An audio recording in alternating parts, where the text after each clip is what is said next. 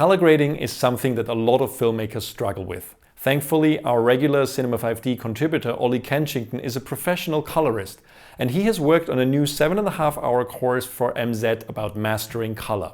After reviewing that course, we ended up really liking it. You can find a link to that review in the description below. And we asked Ollie to share a couple of tips and tricks with you guys. So please enjoy 8 pro tips for professional color grading.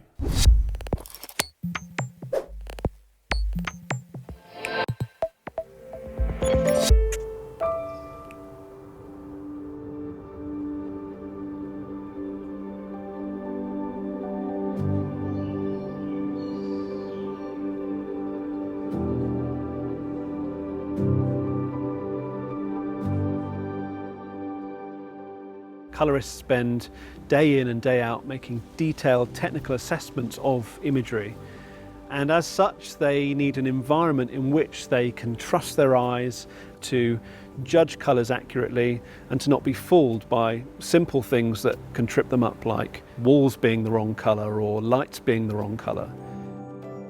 The walls in your colour grading environment must be pigment free, they must be spectrally flat, and ideally a 50% reflectance or 18% grey.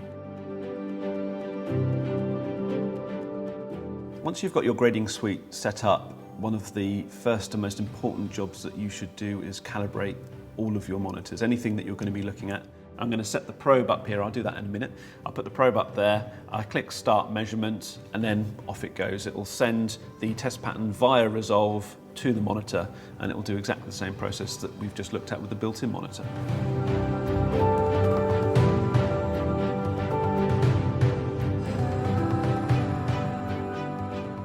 So now I've done this, I'm going to create a new node, and I can then immediately start making some changes to this contrast. And let's try really pushing the extremes here. So I'm actually going to bring my gamma up to try and pull out some of those details in the key parts of my sofa. I'm going to keep pushing my gamma up, and now I'm going both with my lift and my gamma.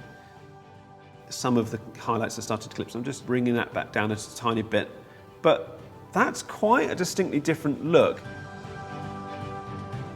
Here's my high contrast look. I actually think I'm liking this one.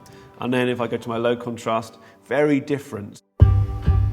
On a color wheel, colors that sit directly opposite each other are known as complementary colors.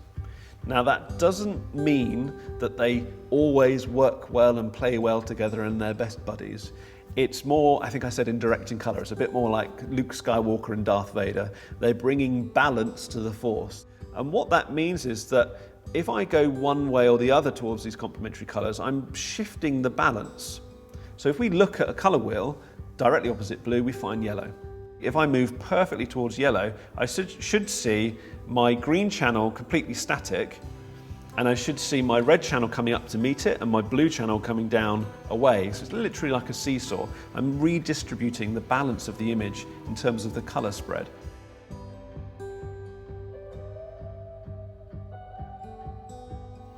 I actually think those are really close, really, really close. I reckon I maybe just need to take a tiny bit of kind of greeny, like a limey green.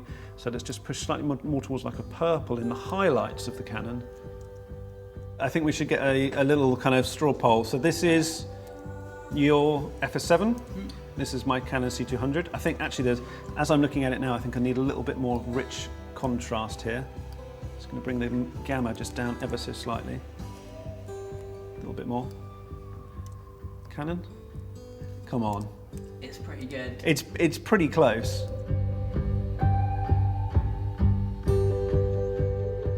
With Caucasian skin and dark skin, you can get these quite highly reflective spots, and depending on how much oil is in their skin, and it's very easy to clip.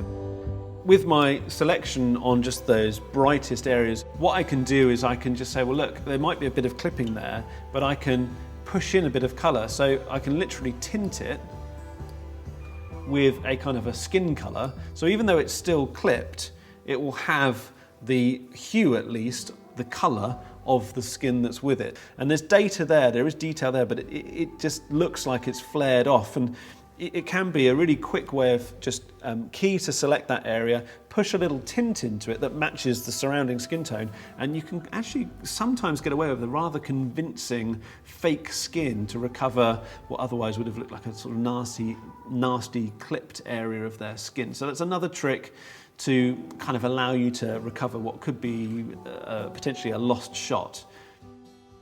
The look that you create and the color that you apply, you know, it doesn't feel right that you apply the same look on everything that you do. So really, I mean, I think there are certain sensibilities that come through that make my work recognizable, but that's not something I'm actively trying to do project to project. Working in color and working in, you know, what you can achieve with color, there's such potential that I think, you know, each project should be pushed in ways that feel right creatively. Very quickly we've got to a stage where actually we've got a pretty nice shot going on. Let's just play through this.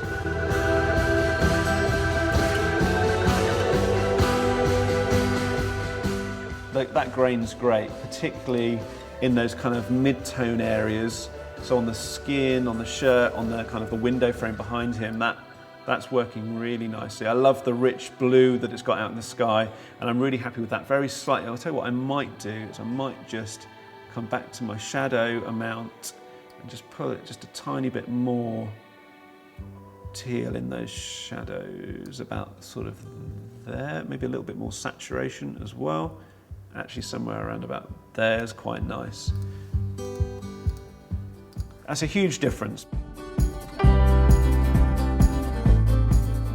See that point where she brings out the bottle and the sun catches in the bottle? That's what HDR's for. Yeah. It's perfect, because in the past we would have to clamp that down. We've got the whole range. We've got some dark areas there.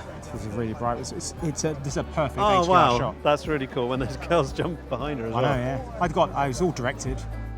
All Netflix commissioned series this year have to deliver HDR. So that's going to push the industry forward a bit. And yeah, exciting times. This seagull is just popping out of the screen and much brighter than the things that are surrounding it. Its breast is falling at 1,000 nits, whereas the next brightest thing that's around it, which is the bridge behind, is just under 100 nits. So there's a tenfold increase in the difference between the brightnesses of those objects, and that's what you've never been able to do before with HDR. Seeing the images that were shot on the ISO in HDR, it's really lovely. It spoils you though, because when I'm going to go back to my edit suite, I'm not going to have anything like that. I'm going to go back to SDR and I will deal with it. And at some point, I'll have one of those myself. That'll be nice.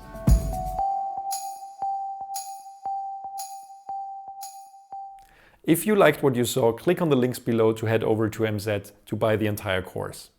If you haven't subscribed already, please subscribe to our YouTube channel now and hit that little bell icon next to the subscribe button to be notified of any of the new video uploads that we're providing every week.